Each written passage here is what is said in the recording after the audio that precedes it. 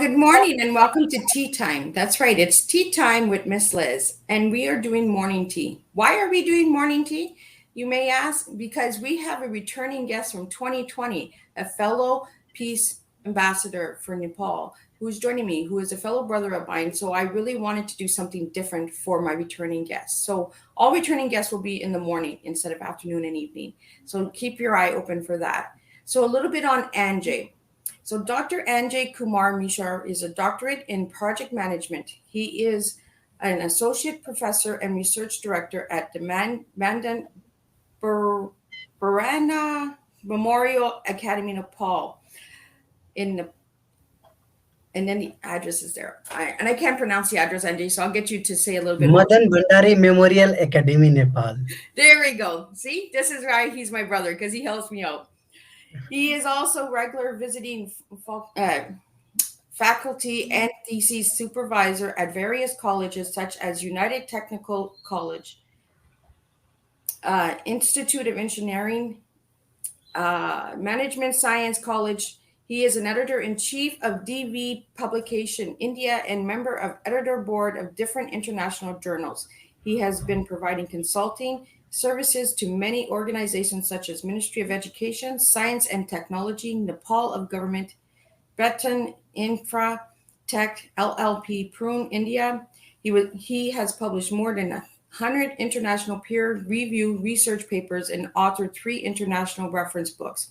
He has received many national and international awards for his excellency in research and academic sectors, such as the SAS Best Supervisor 2020, SAS Best Researcher 2019, Innovator Academic 2020, Best Research and Project Management Young Scientist 2019, and so on.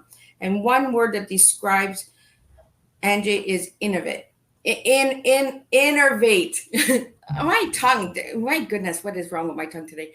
So welcome, Anjay. And it is an honor to have you back and to see your friendly face. It's been so long. We haven't seen each other in months. So could you share a little bit on the importance of education and why you do what you do and who you are, Anjay? You have defined me officially, but personally, I am a very simple human being, and I have progressed from village. Just engage myself in teaching in a very low cost college. Very low cost college in the sense, in comparison to other colleges, we are providing same level of education almost on 50% of the fee. That's why I say very low cost colleges. And in other sense, as of our college mission, no students can return from my college due to lack of their financial capacity only. So even poor students who does not have capacity to enroll for higher education, they can also get the benefit of different schemes provided by the college Madan Bhandari Memorial Academy. That's why I was in big colleges, in rich colleges, but after that I migrated in a very remote, you can say, the education that has been provided by my institute. Based on that, it's remote. So I have migrated to remote college. From there, I just try to promote or contribute something what we can do in education sector. What I believe, change comes from education. That's why, just to bring some change, we are engaged in education system. Otherwise, for earning points of view, education is not my earning, you can say. I don't depend upon education for earning. Education is not business for me. It's just passion for me. For earning, I have been doing other like consulting services I have been providing. From there, I am earning to maintain my livelihood. But education is just my hobby. That's why I'm engaged in teaching. Well, thank you so much, Anjay, for sharing that. Um, I really want to bring the importance of education in your country. What are the challenges for the education system in Nepal? Yes, most of the youth are spending their quality life in education. Almost every individual till 25 years, they are spending their life in education to obtain the degrees. But after obtaining the degree, they are not getting a certainty that once you have learned, you will get good earn. because the education which we are providing, that's very quality education, you can say in one sense. But all the degree, all the things we have been providing to our students, that suits for international level. Since education has been developed in developing country, and we are borrowing the theory, we are borrowing the textbook, we are borrowing the reference book, we are copying the syllabus and teaching our students. And our students are also learning each and everything like a parrot. Like a parrot, they are learning whatever the things we are giving them. But they are not in position to analyze what actually we are needing. Being very honest, we are teacher, but I feel that we are not sure what our students should be taught. What's the need of education over here that we have not perceived yet. That's why our students are not guided by us properly. What they need in field is one thing, and what we provide them is another thing. We provide the things that has been developed in foreign country, that has been developed in developed country. Their education standard is very high, but we are copying the same thing. So our students are not compatible with the field condition what they should be provided. So we are missing basically the need of education. What's the real need of education in our college, in our institution, and in our university, and in our nation? That has not been identified yet. We are just teaching them the theories developed by other country for other circumstances. One thing, one theory which has been developed in one nation might not be equally fitted for other nation. Ecological diversities are there, but that diversities has not been introduced in our education system is the biggest challenge, you can say. Another thing, we are asking everyone to read. Those who are not interested, we are forcing them also to read, to do their masters, to do their bachelor. If they are not interested to learn, why should we force them to learn? Let them enjoy their life in another way. It's not that you have learned the book things and you have learned the education, then only you can be very good. By the skill also you can do the works. So in our education system, skill part is missing. In every seminar and every university and every curriculum, we keep talking that we will be providing skill.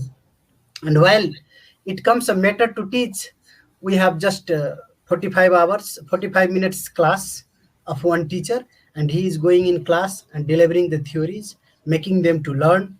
And better theories are available right now in YouTube, so teachers are not much interested. Uh, Teachers are not much capable to make their students sit in the class and they are complaining. Today the generation is misguiding, the generation is useless, the generation is not fit. But the problem with the teachers that we are not in capacity to provide them what our students are looking for, what's their need. So unless and until we cannot identify the real need, we cannot make them to learn. So major problem in one sentence, I can say we are not in position to identify the need in any education. Unless need is not identified, how can you offer them way of learning, various way of learning, and how can you make your students capable of doing the job? That is only missing parts over here. We have many universities here, we have good universities also, but that good university also providing the education in the same way as the new university, and university which does not have experience, they are also providing education in the same way. A university should focus on placement, a university should focus on innovation, but placement and innovation is still not focused yet. Still we are focusing on just theoretical parts. That is the missing parts. And as one of the comment was coming, really the teachers feel that I am very big people. They are not very big people in the sense, unless they don't bring their students very close to them, how can they know what they really needs? There is the gap. I don't say that I teach very good, but what I say, I make the students learn very good. I don't teach them, but I make them to learn. They learn by themselves. Every day new technologies are coming, new knowledges are coming. How many days I can teach them to make the work? So education should move from classroom to workplace. And for that points of view, a teacher is not sufficient to teach the students. Let the students have a habit to do self-study. So I never teach, I make the students to do self-study. Yes, I create the environment where they can learn from one another. If I teach, I will teach one experience, but the students are in a group of 30 and 40 students. They are representing 30 40 places. They have 30 40 different ideas. So let them discuss. Maybe my idea that will be copied from book because I will be delivering experience, but not imagination. And a student should be given a focus to imagine the things. Without imagination, what technology will come tomorrow, nobody can guess. That's why if it is self-study, they can imagine the thing. Sometimes I ask them to do some assignment, and being very honest, even I don't know what would be exact answer of it. Let the student try. Maybe they will find something new. If they will not find, I will also try to find. And with our combination, something comes. So Well, there we are lacking. I'm noticing a lot of comments that are coming in, NJ, and they're saying that you're a really good teacher, you're the best mentor, you're the best guider, you're a friend, and I truly believe that in order to educate a child, you need to become a friend of that child. You need to understand what that child is really needing to learn.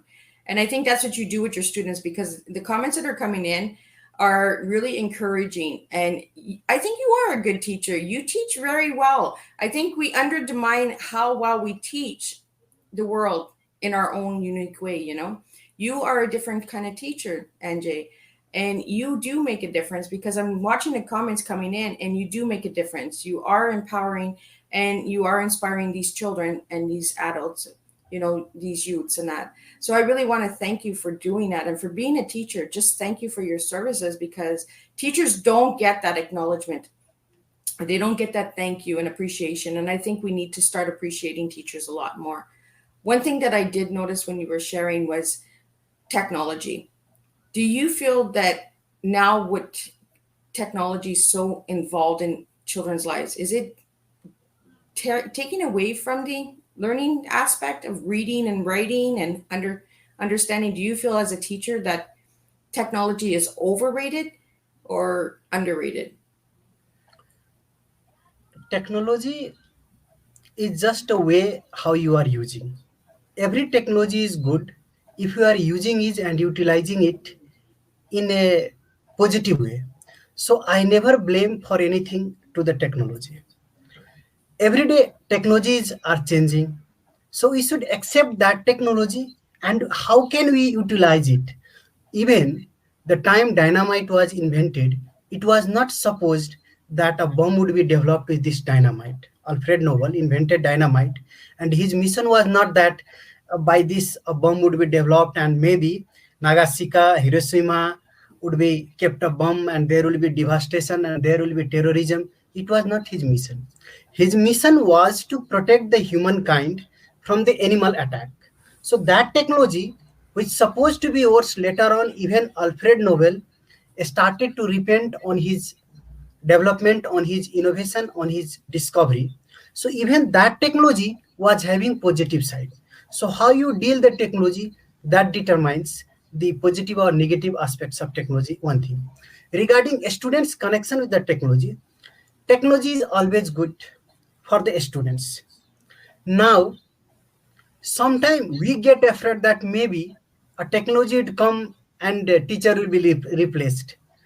No technology are going to be developed, no technology will be invented which can replace a teacher unless a teacher is ethical to teach.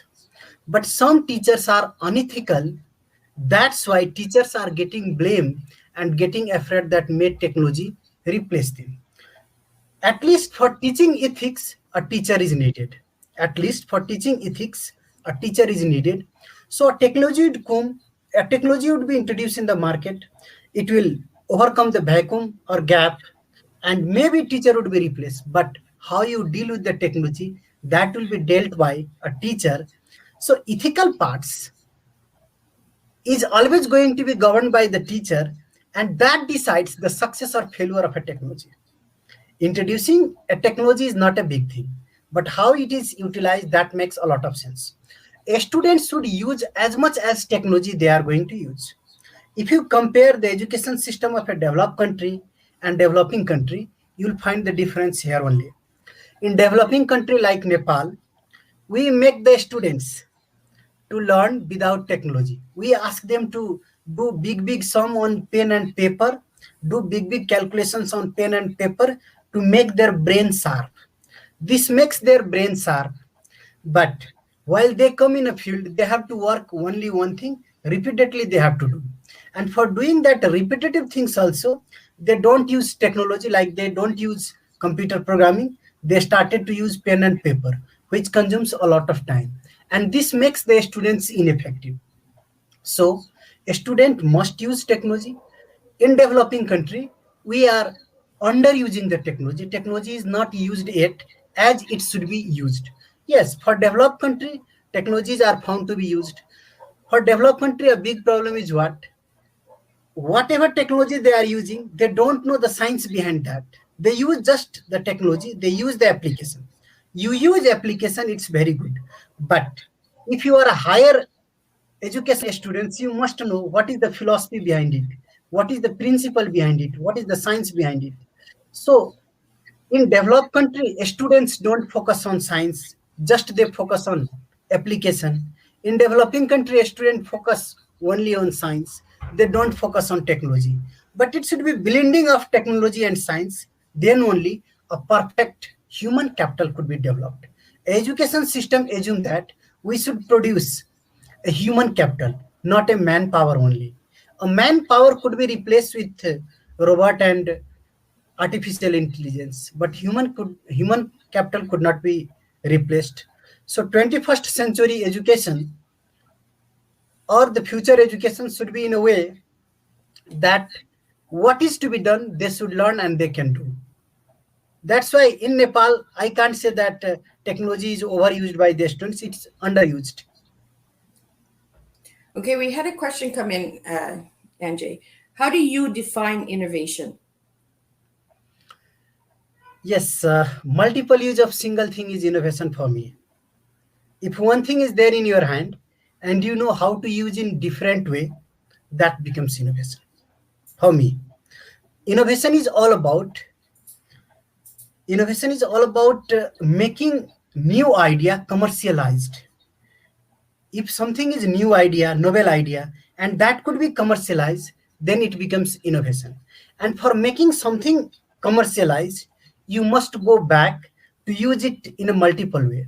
Just take an example of innovation, which I most of the time I prefer to give. Washing machine. This is the real machine developed and reduce the burden of women's. Particularly before washing machine, women's one job used to be all the ladies were supposed to wash the clothes in developing country, particularly like Nepal, India, or SAR country, you can say. But after invention of this washing machine, if someone is getting relief, it's female, it's ladies. But that washing machine in Punjab found to be used in different way. Not only to wash the cloth, they are also using to convert the curd into you can say mahi. Mahi, it's called mahi, but I don't know what to call it in English. Mahi, to convert that curd into another forms, they are using the same washing machine. So it's Okay. one washing machine found to be used in two different way. That becomes innovation. That is innovation. Innovation does not mean always creating new things and big things. Innovation could be a small thing, but that should bring some positive impact on your life. That should bring some positive changes to society. That also becomes innovation. Like one social scientist of Nepal has given one thing: include the excluded. Include the excluded. After that, this small thing brought such a changes in Nepal that in every constitution, everywhere, they are talking about inclusiveness, inclusiveness. But it was one line: include the excluded. Those who are not in education system, introduce them in education system. Those who are apart from the services, those who are not in connection with the government, let them bring in connection of government. One line, but it is also innovative. Include the excluded is also innovation. So innovation does not mean big thing, it could be a small thing, but it should bring some changes, and that can be commercialized. Very important that you have a good idea, you have very beautiful ideas, but unless and until you are not going to explore it into society, unless and until society is not going to adopt it, it could not be said innovation. So a scientific things could not be innovative till a commercial flavor is not given to that scientific invention. So I always focus whatever new, let the society accept it and enjoy it. That is innovation for me. When we have another question here, can you see the questions, Anjay? Yes, what are the technological changes that can be done to enhance current education system in Nepal? At very first, the first technological changes that we can bring on examination system. What are we doing? We are testing the memory power of the students from primary level to PhD, masters. We are taking examination on pen and paper. Due to this COVID, some of the universities are extending their exam schedule, but they are not introducing innovative exam time, innovative exam system. Examination, written examination just a war for 3 hours, 4 hours between pen and paper. Students learn only 10 questions. Out of that, 7 questions asked in examination. He will score 70% marks. Another students who learn 100% of the book, but he has just missed to learn 5 questions, and that 5 questions has been asked in examination, he would not score good marks. So examination is only a pen paper test as of our examination system. Yes, in theory we are saying that we are conducting this activity, summative examination, formative examination, but in practice we all teachers are focused only on final examination, on pen and paper test. So the first thing, different way of examination is to be introduced. The second thing, technology thinks the students who are failing in one subject and passing in another subject, just remove that subject. Few of our students who are really good, but if their English is poor, they are not in position to participate in technical education. Since technical education is still in Nepal, is in English medium only. We are not teaching our doctors in Nepali. We are not teaching our engineers in Nepali. It's not the student faults. It's our fault because we have learned from English book and it was written in English. So we have learned it and we are just transferring the same thing. We are not in position to do exactly the same thing in Nepali. That's why we are not in position to make them learn in another way. So options should be given to the students in whatever languages they feel comfortable to learn technology. Let them learn the technology. It's important to learn the application of education, and it's important to learn the technology of education, not the theory only of the education, how it was written. Still in final examination, it's engineering copy and we will be checking spelling. If there is a spelling error, we will be cutting. If the sense is already clear and we come to know that these students can perform in field, why should we deduce the marks? Why should we deduce the marks even if English is wrong? It's language only, it's matter of communication only. He can communicate in any way to his client, and if he can do his job, who are we to hinder them? So first thing, examination system should be developed, and we should introduce some of the questions from application parts, some of the questions from memory parts, and some of the questions from high analytical powers as well. And another technological change is to be brought. The teacher should be hired in two way in Nepalese education system, one for research and another for teachers. Those who are having very high qualifications and very good researchers, they are not good in teaching. Only few are exceptions, that's different things. Those who are very good in teaching, on the basis of them only, the result of the college depends. They are not good in research. And we have been treating both of them in one basket. That's why a good teacher, a good researcher is also not getting reputation as a good teacher. A good teacher is also not getting respect as his research part is weak. At the time of evaluating the performance, we are evaluating their research, we are evaluating their class performance. So once, if a teacher is interested to conduct a research, let him enjoy the research, and he will be teaching through demonstration method. Through demonstration method means he will be engaging the students in his project, and through the project, a project-based learning could be passed. And a teacher who is very good with marker on the board, or you can say PowerPoint in the class, let them teach through the PowerPoint, and don't press him to follow the to participate in research also. What is happening currently in Nepal? Few of the good teacher who has been teaching the subject since last 20 years, he is not getting promotions. He has not been found to be promoted because his research part is weak. He has not contributed in research, but he has been teaching since 20 years. He should be given respect. He should be promoted. Sometimes his students is being his boss through the quick promotion, because he is engaged in research. Maybe his research is not good, but whatever he is teaching, that is excellent. Then why don't we promote them? So there should be two type of teacher in university, Mhm. and examination system should be changed after that only, and project based learning philosophy should be given. These are the few changes that should be brought. And even as students, if you compare Nepalese education system, only 20% is outcome. Whatever we are investing, only 20% are resulting.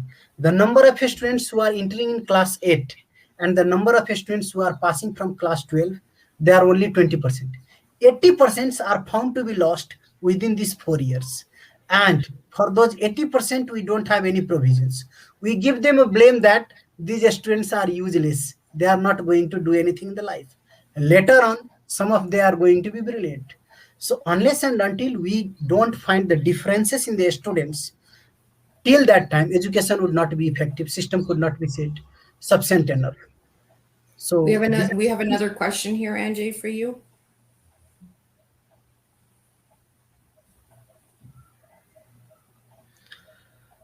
yes, sometime it happens, but it's not that it's innovation that promotes this type of things.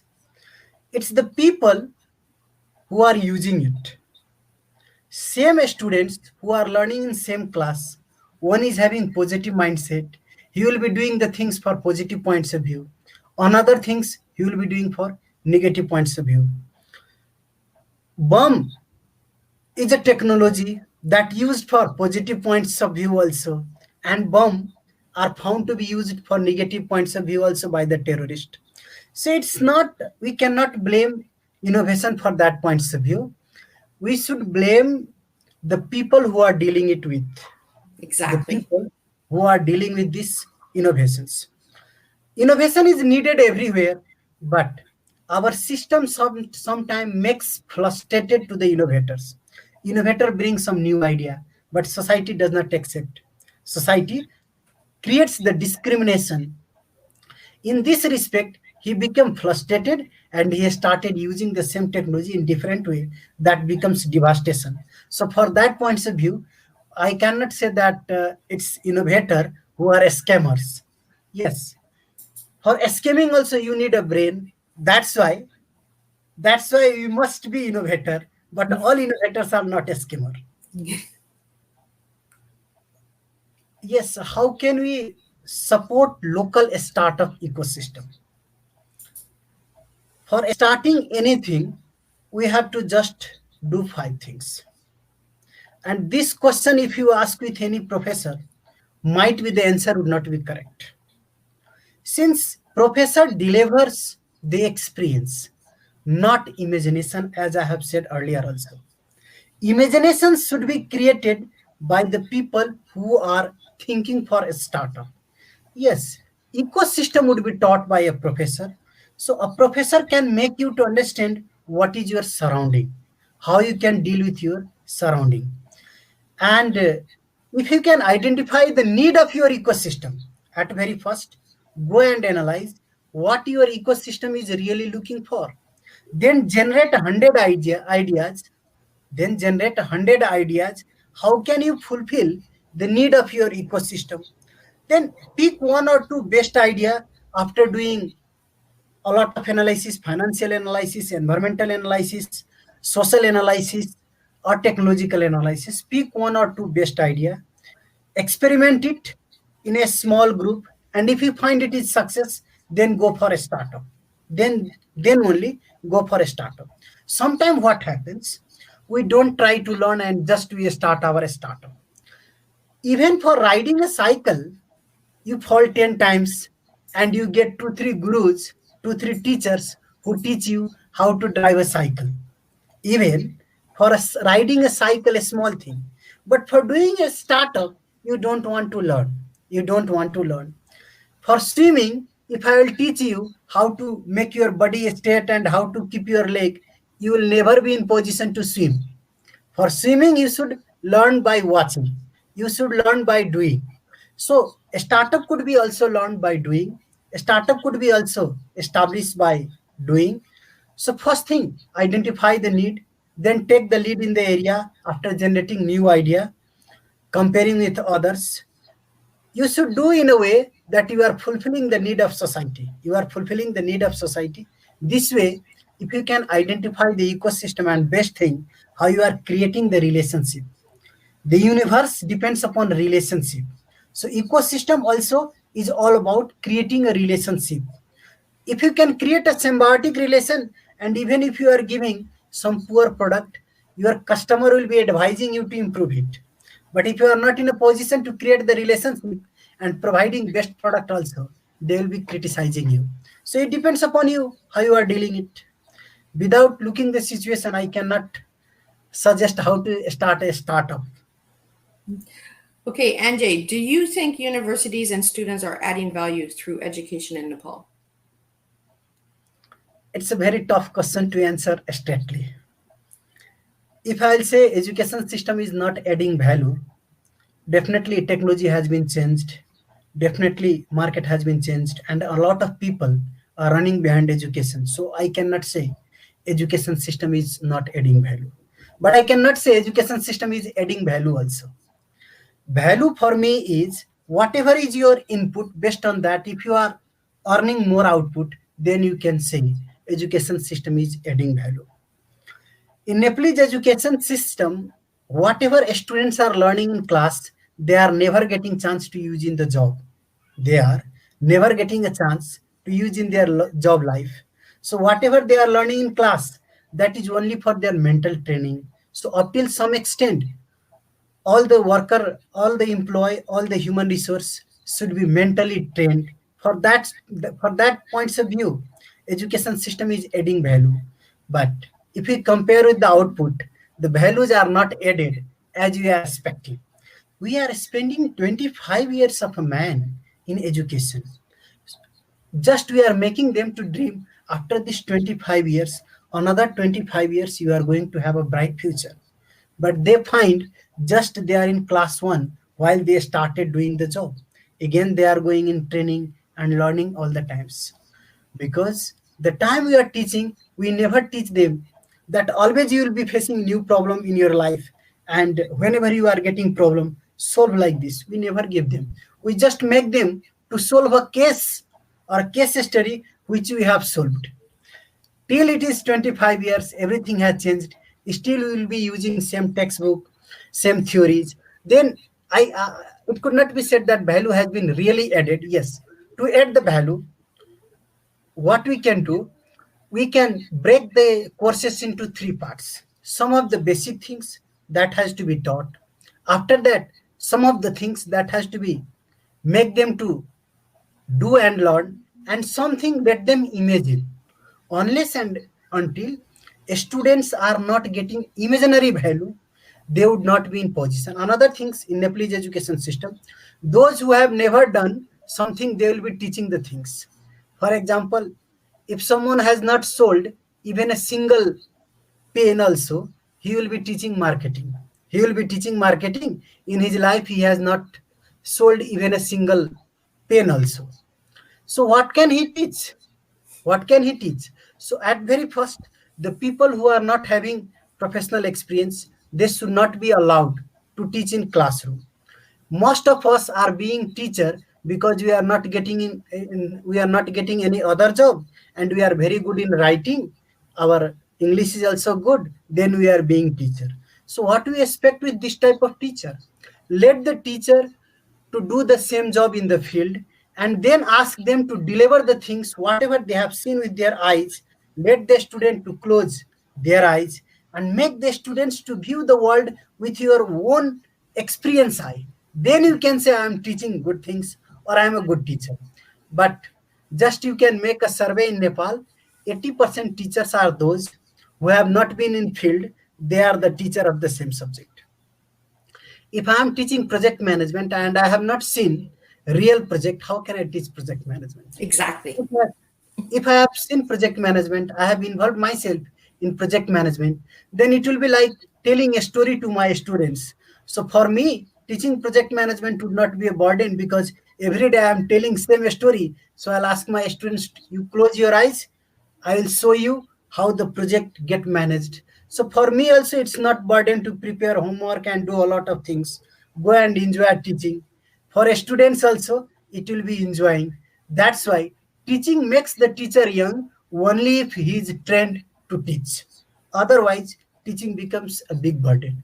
For me, if you give me 10 class, I don't mind because I have to teach what I have done by myself. I don't have to read from the book and teach. Yes, something is to be read from the book. Then I will ask the students, show me the book, what is written over there. I will learn with them. I will learn along with my students. Maybe they will read it and interpret it better than me. So I will learn with them. In that case, I will learn with them. But whatever I have seen in project, whatever I am seeing in project every day, that I will be delivering to them. This way, teaching should be a two-way process, not one way. But here it's totally one way. That's why I personally believe teaching or education system is not adding much value in Nepal. It needs a lot of improvement. And I strongly agree with you with that, Anjay. When you say, don't teach if you haven't done it. If you have no experience, how can you teach, right? Yes, You're teaching just out of nowhere, and what is the lesson? What's the lesson that you are giving to another person if you have not yourself learned it? And I say that all the time. Unless you live it and you learn it, you can't teach it. you know and that's what I do with tea time is I teach tea. I teach you to understand who you are, who your cup is, right? And that's why I have my guest on tea time, is for them to understand who they are and what they do. And Anjay here is an incredible man, and he does make a difference, because I do see the comments coming from your students and from people from your country and that. And Anjay, I want you to tell us what your tea is, and what does tea mean to you? It's my turn to teach you. yes. Early in the morning when I woke up, and if I do anything constructive, I feel that today my job is done.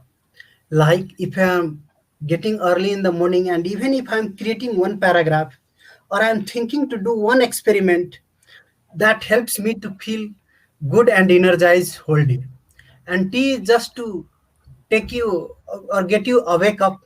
Tea is something uh, that contains tannin, and tannin makes your brain alert all the times. So for me, if I am creating something, if I am constructing something, if I am developing something and making a document, or just I am asking any students, why don't you do like this?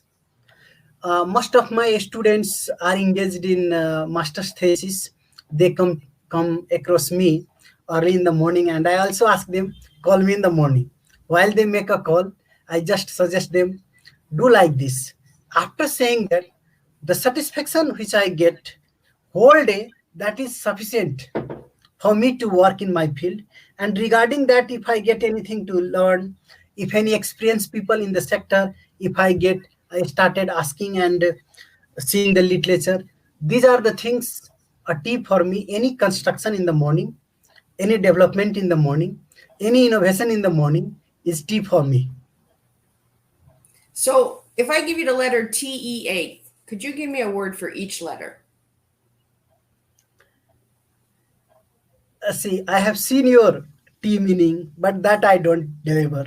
If I deliver the things, then it will not create the new things. So rather than defining it currently, I will text you through a message by thinking what's exactly this TEA for me. Maybe truthful, engaging in activities. Truthful engagement for activities is T for me. And that is your T, Anjay. That is T for me.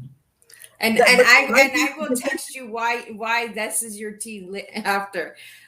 And there's Okay. a reason why I ask all of my guests what TEA means to them, because it comes from within you. I can't tell you what your T is. You can only tell me what your T is, NJ. You can only teach me your life. I can't teach you your life. So when I say when we serve our T's, we serve our own lives. And it's like you, as a professor, you teach your students in a way that they learn through the way that you've learned and the way that you do your research in that and the experiences that you have. And that's why your tea is what it is today, and the difference that you are making today. So we do have a few more questions that are coming in, so I'm going to pop them up for you. Yes, what is innovation management?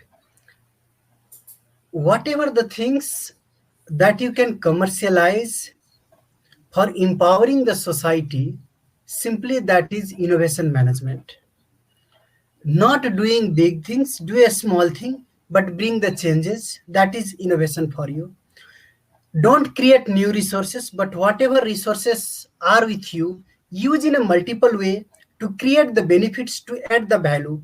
So any value adding process or the way you can add value, that becomes innovation management for me.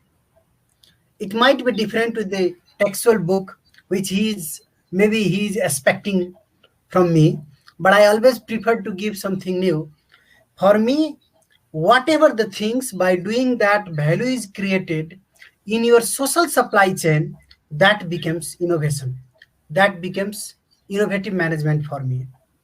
So use the resources in most of its optimal way to draw the positive outcomes. That is innovation management. You see example of any companies, what they are doing. They are just adding some value. They are adding some value to society. This program also making a difference, is adding some value. That's why it's also innovative management. So anything could be innovative management if you are really adding value to the process. Sometime you just spend the time, but at the end you find that value is not added. That could not be said innovative management. So just try to focus on value addition process. In a supply chain, if you can add value, then that becomes innovative management as well. In Nepal, sometimes farmers feel that there is no innovation, but if value would be added, there will be also innovation. Methods of teaching in Nepal in policy making are somehow good, but in the implementation it is very weak, especially in government school level. In your point of view, how can we improve this? At very first, government schools are having more resources than private schools. But government schools, teacher and system has created a hume that they will be working with their salary only for 5%. And 95% of their effort they use for earning extra 10%.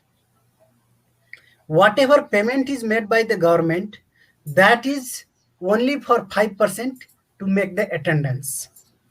Rest, they are using their whole efficiency for ex gratia, for earning extra incomes. There is the problem. Unless and until a teacher would not be rated on a scale like academic performance index or something name could be given, that in how many project teachers are contributing, how many of their students are creating innovation. But nowadays teacher has started saying in classroom, prepare for PSC, prepare for public service commission. Since schooling only, they are asking the students to teach them just to do the public service commission jobs, but not innovation. So in policy level, whatever policy is made, really that's good. At implementation, make one simple change. Rate your teacher's performance, not connecting to politics, but based on their outcomes.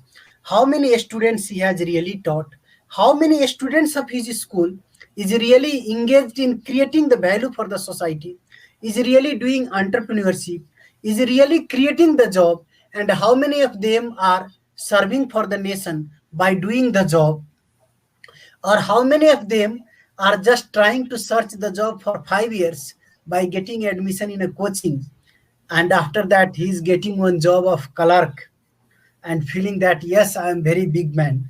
So this way, just a performance rating should be developed for all the teachers from school to university level, from school to university level, and they should be rated, they should be ranked, and few of the salaries should be given for their sustainability, and 50% of salary should be given on the basis of target.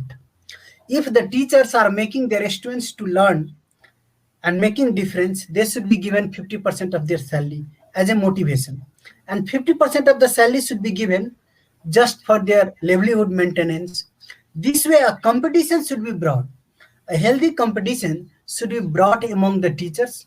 But once teacher are getting job in government school, he thinks my job is over, next time I don't have to appear in any exam, why should I read?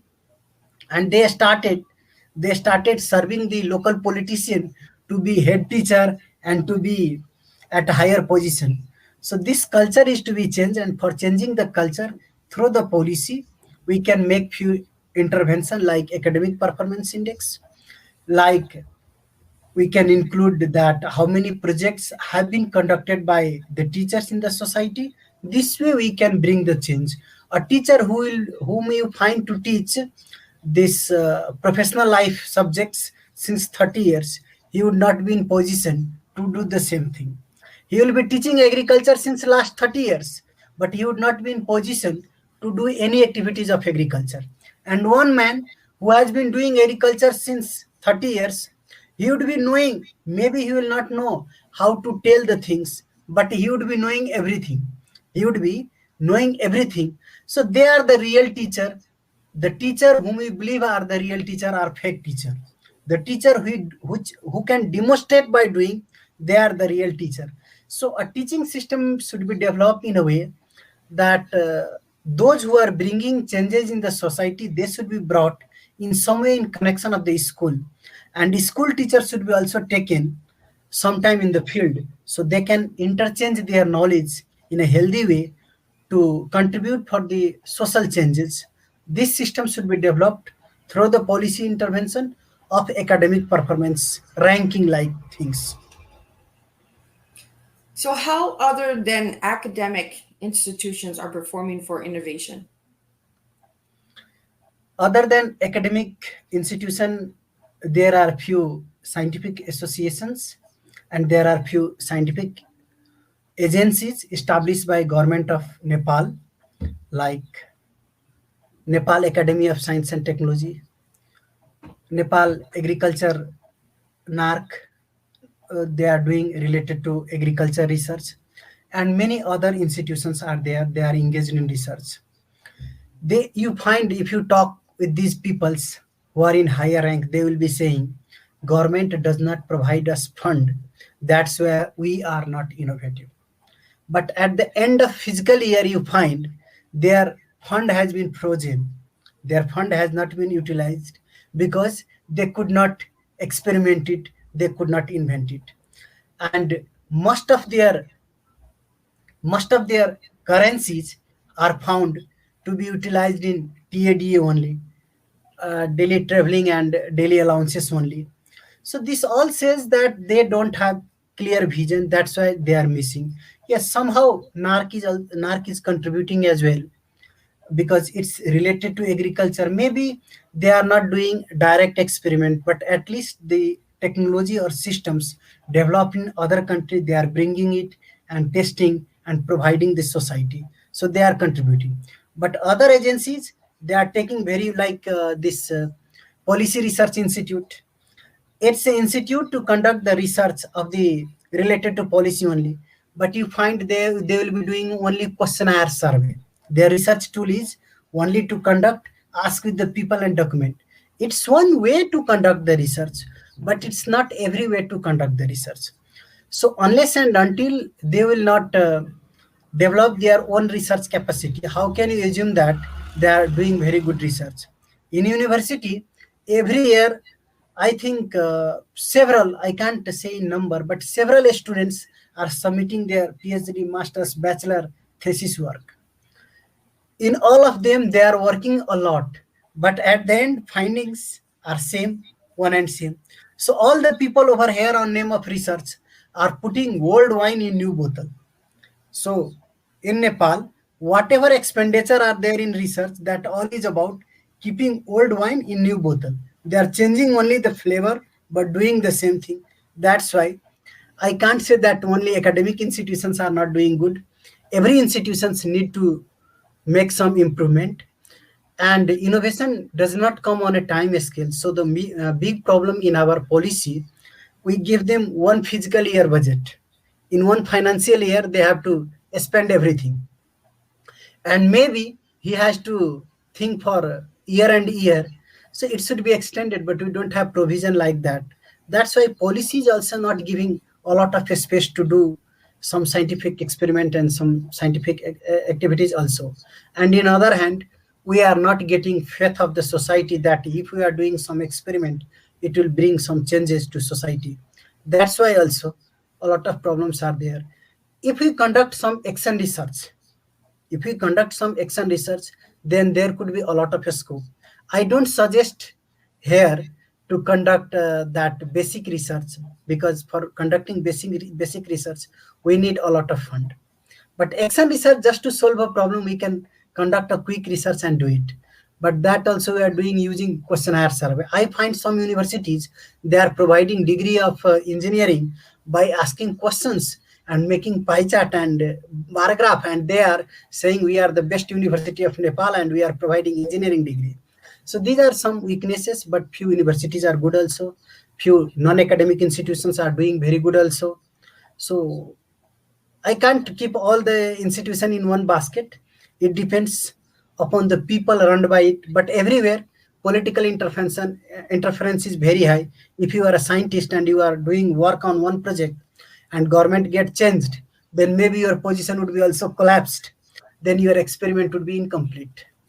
And sometime that people could be losing their brain capacity also, because he has totally involved in one experiment.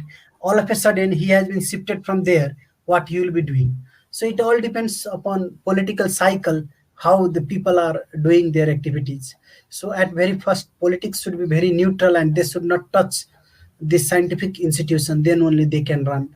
But in university, all the VC will be political appointed, and from there only a political cycle started to bring earthquake once political changes takes place in our economy. That's the big problem of any developing country. So, any final words before we wrap up your tea time, Anjay, to the students that are watching and to the viewers that are watching? And if you're watching on the replay, please put replay in. And if you have any questions, please send them into the comment box and I will get them off to Anjay. So, any final words before we wrap up?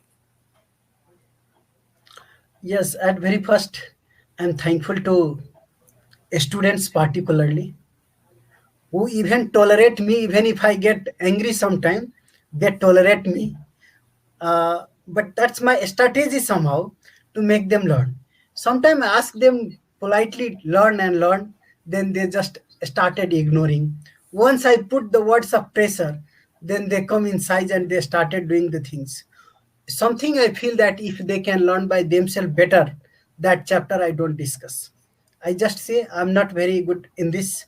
You just read it and let me know. And really, I find sometimes students are doing very good in those chapters. So even if I'm not teaching, I'm carrying them.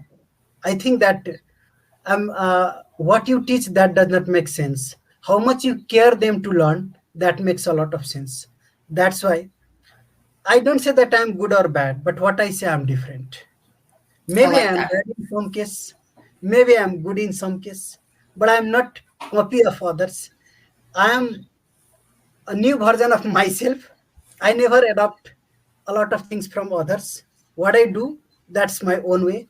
And I am thankful to students who always support me in doing the things. That's why they bring good results also. They bring good results also. My current affiliation as full-time faculty in very remote for conducting Masters of Engineering. And the students from there also are doing very good. Some of my friends sometimes ask with me what they do, how they appear in exams, so they are doing like this. I said they are learning by themselves. That's why they have digested the educations, and you people are teaching a lot, so your students are vomiting the educations. If you eat a lot and don't digest, then you will not get energy. If you eat little but you digest it, you will get energy. So my students are getting energy by doing self exercise.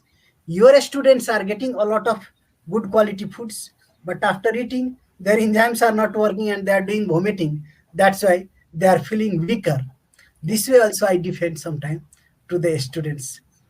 So at end, I would like to wish healthy and prosperous life in this COVID.